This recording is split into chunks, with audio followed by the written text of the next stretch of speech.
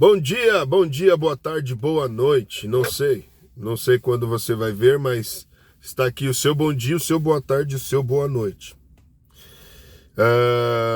Ou qualquer outro dia que seja, que você for assistir essa reflexão de hoje. Bom, essa reflexão de hoje, eu tô com um texto do Antigo Testamento, do profeta Amós. Profeta Amós, quem foi esse homem, né? O que esse homem, de que maneira que Deus usou ele para falar com o povo.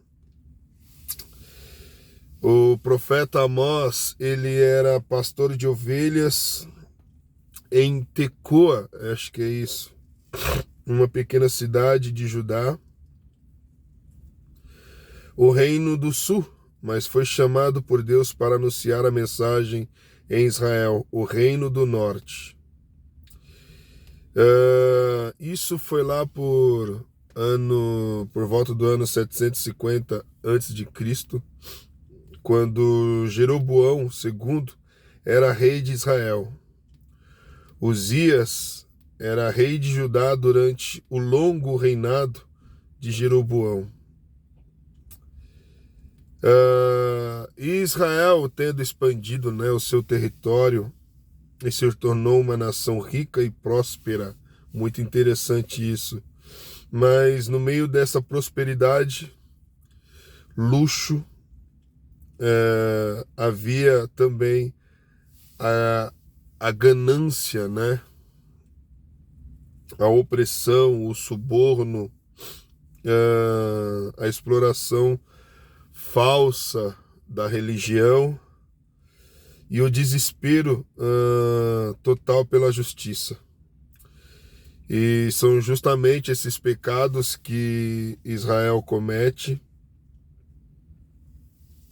e que Amós é usado por Deus para denunciá-los através das suas mensagens. O que a gente tira de lição de Amós é que ele anunciou as suas mensagens, né?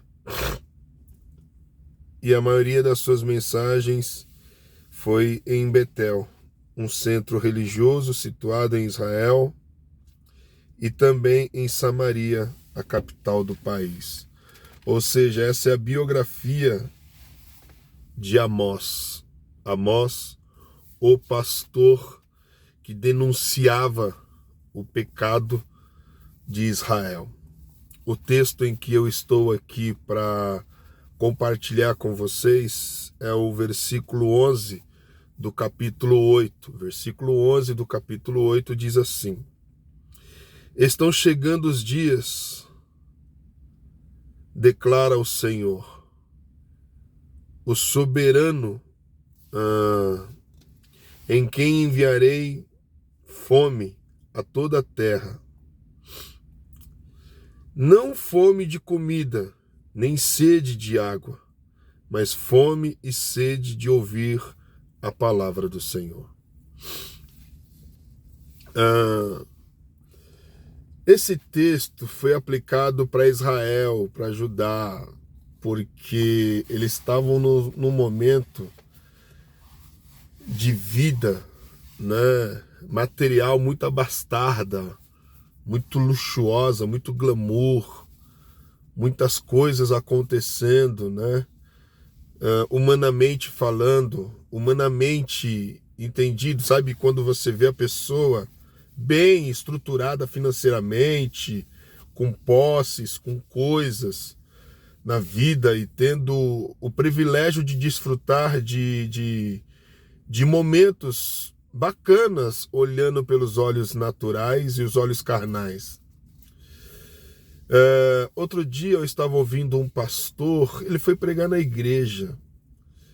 Não foi pregar na igreja. Foi um pastor que foi pregar na igreja de um pastor amigo. E ele estava falando que ser abençoado no sentido de riquezas de posses materiais, não significa ser discípulo de Deus.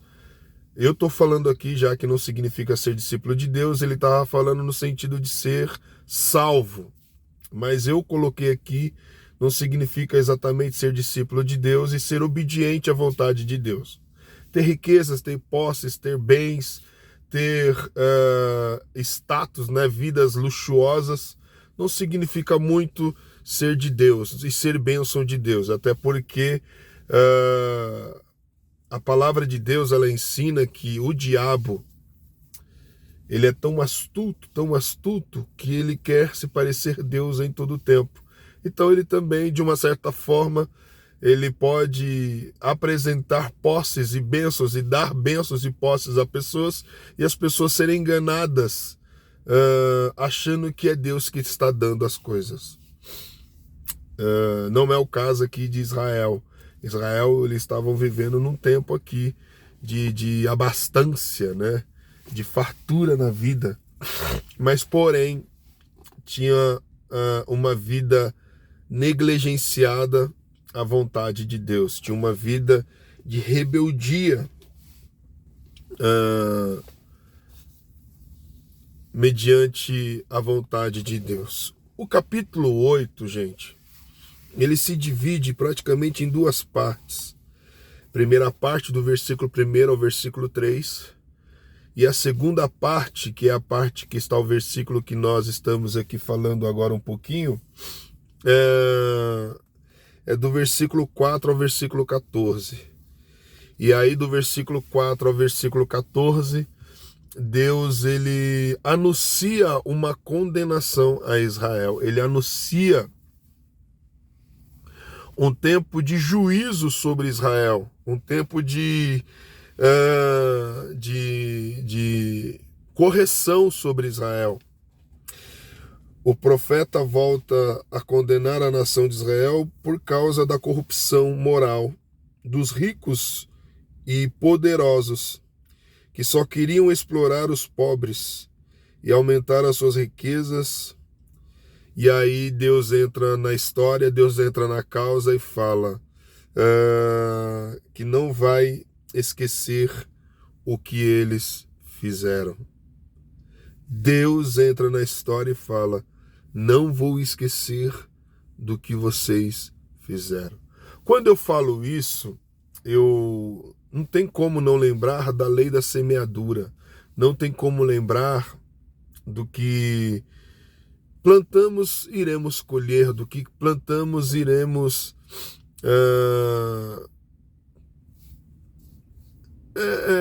como que se diz? Se eu plantar coisas boas, eu vou colher coisas boas. Se eu plantar coisas ruins, eu vou colher coisas ruins. É fato, isso é fato. A lei da semeadura é tão certa e tão verdadeira que a gente colhe aquilo que a gente planta. Bora lá refletir um pouquinho sobre isso? Uma das maneiras das quais Deus se comunica por meio do silêncio é que os israelitas ignoraram e rejeitaram abertamente a palavra que Deus tinha dado a eles. E a consequência foi a fome. E essa fome foi muito mais severa do que a escassez de alimento e água que eles já tinham passado.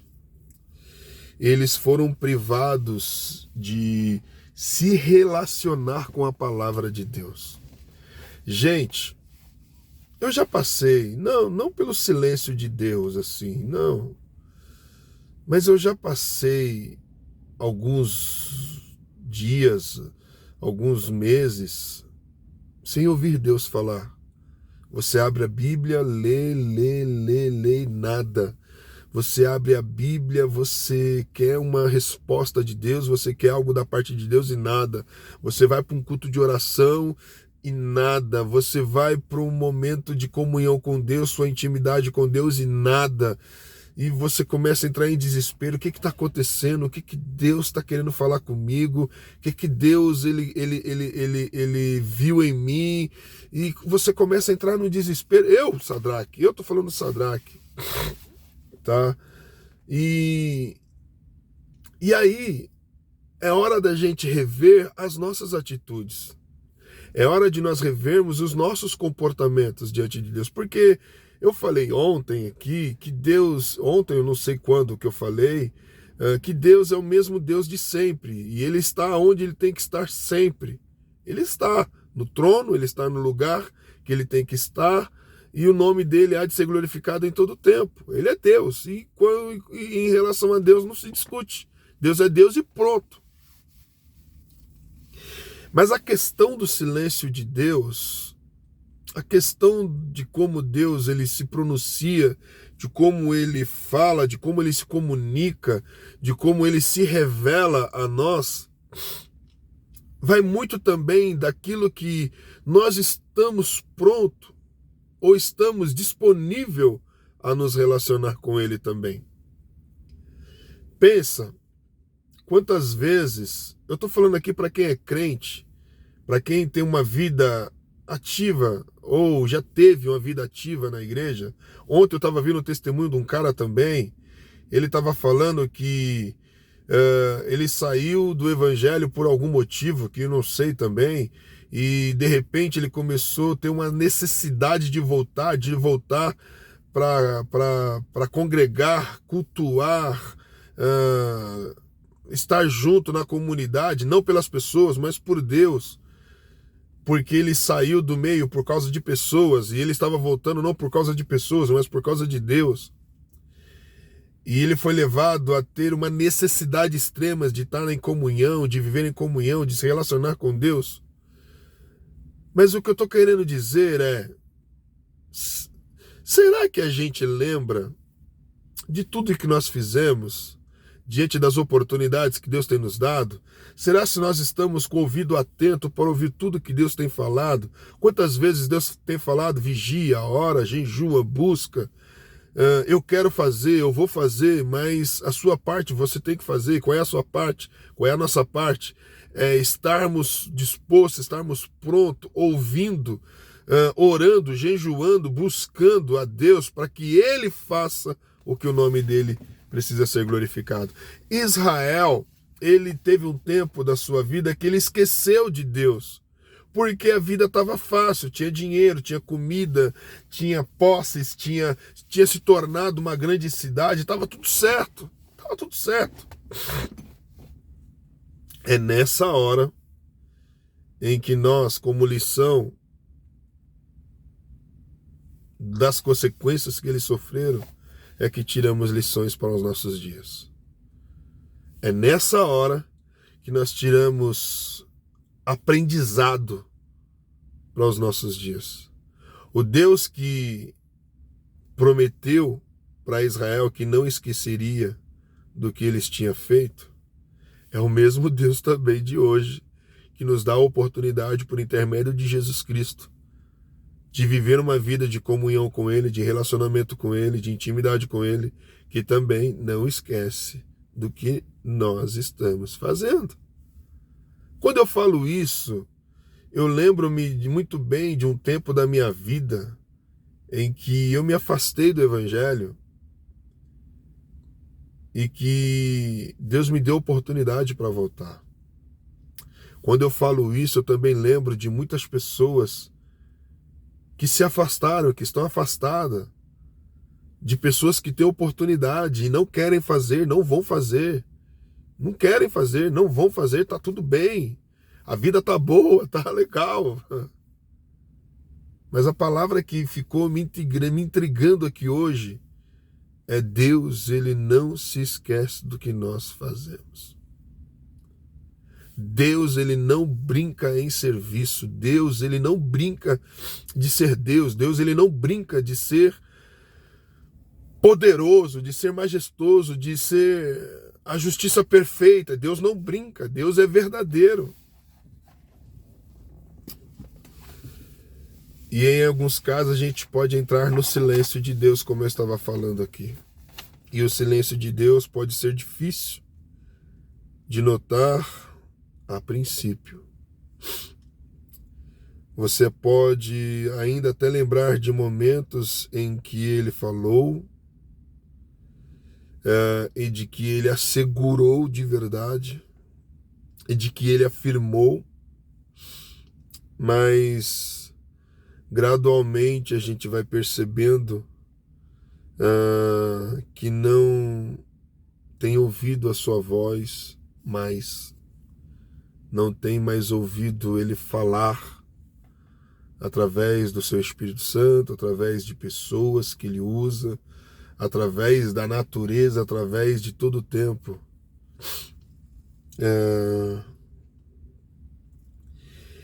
E aí nós começamos a perceber que estamos entrando em uma seca espiritual. Estamos entrando em um tempo de escassez espiritual. E é nessa hora em que devemos buscar a Deus em arrependimento. É nessa hora em que nós devemos buscar a Deus e pedir a ajuda dele para que a gente volta a ter a graça, o louvor, a comunhão, a virtude e a bênção de Deus. A alegria de estar vivendo na vontade de Deus. Tem um hino que eu gosto muito e quando eu canto esse hino, eu choro na presença do Senhor, eu me alegro na presença do Senhor. Ele fala assim: quero voltar ao início de tudo, quero rever meus conceitos, quero rever meus valores, eu quero reconstruir, vou rever meus conceitos, vou rever minhas atitudes, acho que é isso. Vou dar as primeiras, não lembro agora mais a letra desse hino. Vou dar as primeiras. Não, pera, não vou lembrar agora. Mas é um hino maravilhoso. Quantas pessoas estão afastadas, estão acomodadas nas suas posses materiais, vão até a igreja, sentam lá e ouvem comichões, arrepios, mas não tem uma vida de intimidade, não tem uma vida de entrega. E quando vai, você vê um evangelho apático, você vê uma adoração apática, você vê uma comunhão apática, não tem verdade, porque muitas coisas se tornam em primeiro lugar na sua vida. Como eu tô com a rinite atacada. E quando a rinite tá atacada, nossa, ficou ruim demais. Como que a gente tem que fazer então? Quando notamos o silêncio de Deus, a gente tem que voltar ao início de tudo. Rever as nossas atitudes. Mas isso dói, isso machuca, isso requer de nós disciplina. Porque se a gente perde a prática de orar, para voltar a ter a prática de orar, dói, machuca. Requer de nós um compromisso verdadeiro. Não deixa chegar na escassez espiritual. Eu tenho uma palavra que eu gosto de usar e ela faz todo sentido. O viver em Cristo é viver em novidade de vida. O viver em Cristo é todo dia saber que existe um dia novo para viver a vontade de Jesus. O viver em Cristo é reconhecer que Ele é Senhor, não só dos momentos alegres, não só dos momentos tristes, mas é de todos os momentos. O Senhor, Ele é Senhor nosso de todos os momentos.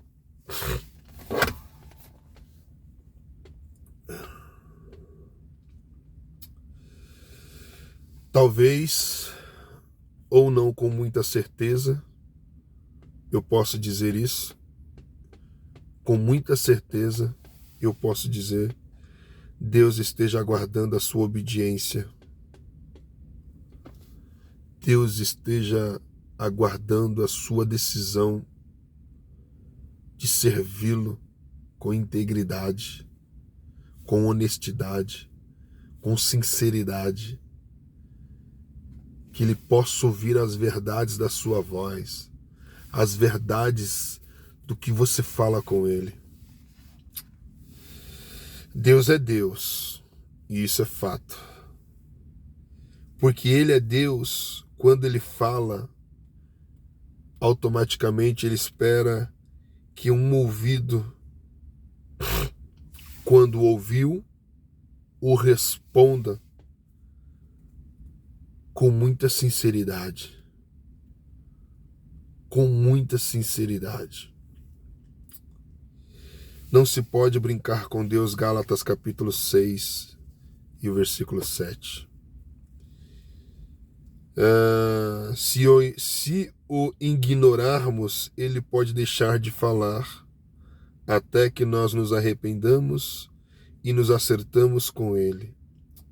O profeta Isaías assegurou ao rei Asa: o Senhor está contigo enquanto você estiver com ele.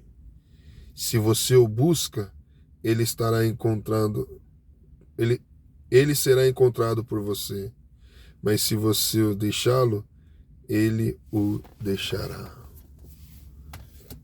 Tem um hino que a Nathalie canta, não vou lembrar.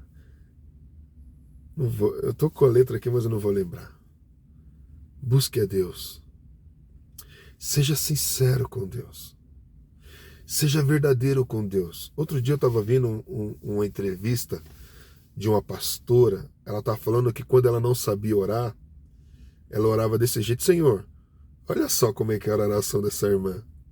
Senhor, mas ela foi insistindo na sua oração. E a sua oração foi verdadeira. Eu queria bater naquela mulher. E o Senhor sabe que eu queria bater naquela mulher. Mas me ajuda a mudar o meu comportamento. E quantas vezes eu oro assim: Senhor, o Senhor sabe das minhas verdades. O Senhor sabe das minhas mentiras. O Senhor sabe das minhas fraquezas. O Senhor sabe, Pai, daquilo que eu faço que não te agrada. Me ajuda de verdade. Eu não quero ficar sozinho. Seja sincero na sua oração com Deus e não perca por nada o ouvir Deus falar aos seus ouvidos. O ouvir Deus usar pessoas para falar com você. Porque Ele fala. Ele fala. Somos nós que não estamos com ouvidos atentos a ouvi-lo, a sua voz. Hoje é sexta-feira, amanhã tem um podcast às 9 horas da manhã e eu estou te aguardando, porque a convidada de amanhã, meu Deus do céu, vai ser impactante. Te aguardo amanhã, em nome do Senhor Jesus. Tchau!